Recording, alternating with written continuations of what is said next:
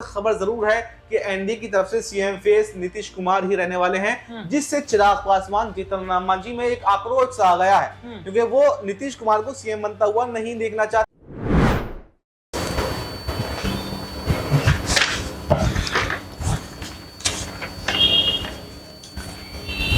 तो क्या बिहार की राजनीति में सबसे बड़ा खेल होने जा रहा है? क्या बिहार में सबसे बड़ा परिवर्तन होने जा रहा है? और क्या वाकई बिहार में एनडीए की सरकार नहीं बनेगी?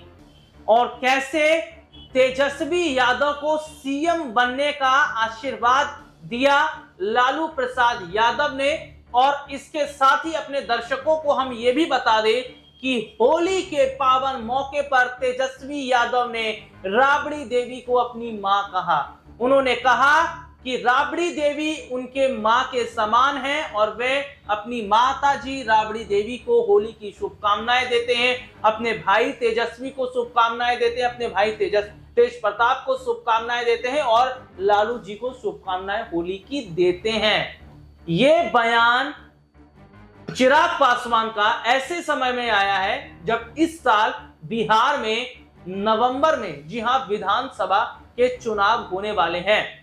और चुनाव से पहले क्या बड़ा खेल चिराग पासवान करने जा रहे हैं? क्या एनडीए का साथ छोड़ चिराग आरजेडी की तरफ जाएंगे?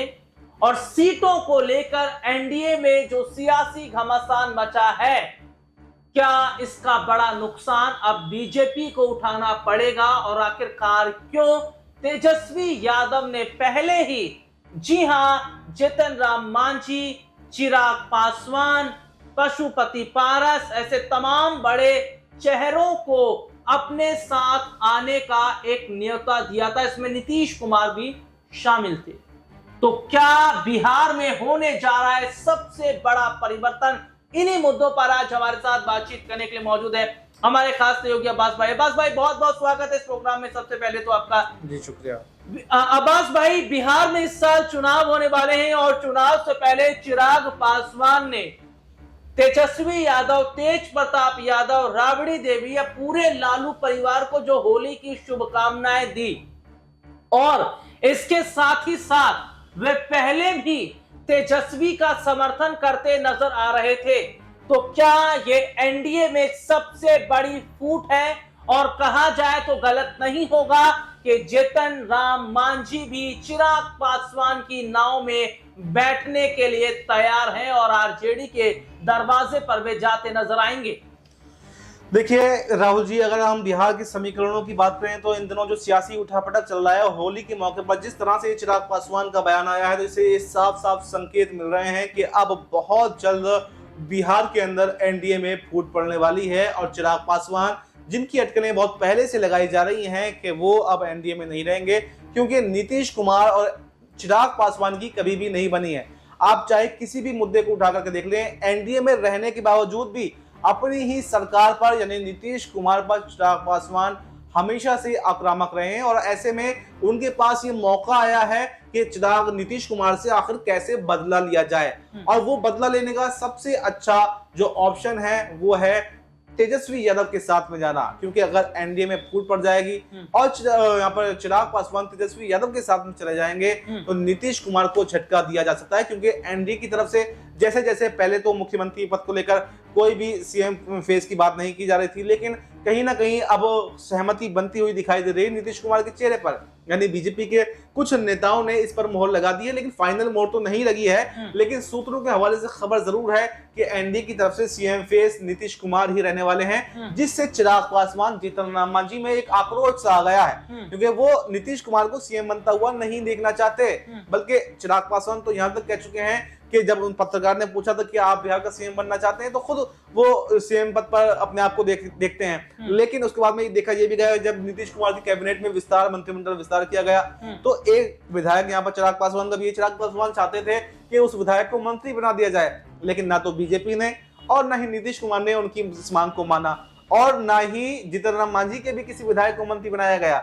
सिर्फ बीजेपी के ही कोटे से 7 विधायकों को मंत्री बनाया गया। तो इन सबसे जो सहयोगी दल थे एनडीए में, जो बीजेपी के सहयोगी दल थे, उनमें एक नाराजगी सी जो है वो और ज्यादा बढ़ गई, और चुनाव से पहले अब नाराजगी बढ़ती जा रही है और चुनाव में ही उस नाराजगी से बदला लेने का वक्त है। अब्बास भाई, एक बड़ी खबर ये निकलकर सामने आई है कि डिप्टी सीएम जैसे पद को लेकर भी चर्चाएं चल रही हैं कि चिराग पासवान अगर तेजस्वी के साथ आते हैं तो देखिए पासवान समाज का जो वोट है वो इधर शिफ्ट जरूर होगा। और यहाँ पर जीतन राम मांझी की बात करें तो वो भी पिछड़े समुदाय से आते हैं, उनका भी वोट इधर शिफ्ट होता नजर आएगा। तो क्या डिप्टी सीएम बनने की जो बात है या इस तरीके के जो बड़े पद की बात है, क्या वे चर्चाएं चल रही हैं? अगर आरजेडी के साथ आते हैं, मिलकर सरकार बनाते हैं तो बड़े विभाग भी दिए जाएंगे डिप्टी सीएम और बड़ा मंत्री पद भी होगा।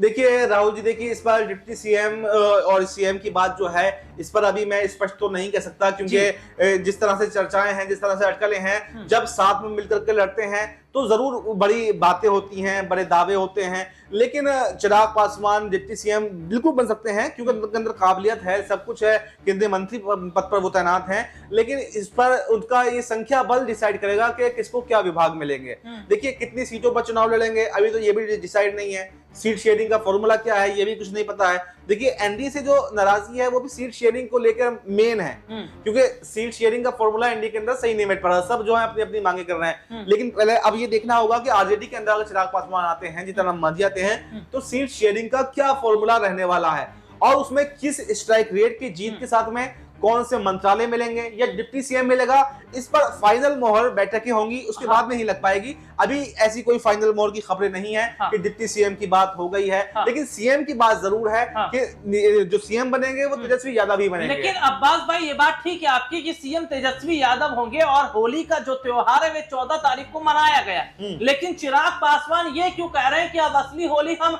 नवंबर में खेलेंगे? और जिस तरीके से लालू परिवार का वे समर्थन करते नजर आए हैं और नवंबर में होली खेलने का क्या बड़ा कनेक्शन है इसमें? देखिए कनेक्शन तो साफ साफ है, इसमें समझने वाले के लिए इशारा ही काफी होता है। होली खेलने से मतलब है रंग बदलना जी, और रंग बदलने की बात यहाँ पर चिराग पासवान कर रहे हैं, यानी एनडीए को धोखा देकर आरजेडी के साथ में आने की बात कर रहे हैं। और जिस तरह से उन्होंने लालू यादव को, उनके परिवार को और राबड़ी देवी को मां कहकर संबोधित किया, शायद ये पहली बार ही ऐसा देखा गया होगा कि इतनी ज्यादा जो प्रेम है वो आरजेडी की तरफ चिराग पासवान लुटा रहे हैं, और इस प्रेम का साफ साफ संकेत है कि वह आरजेडी के साथ में आने वाले हैं।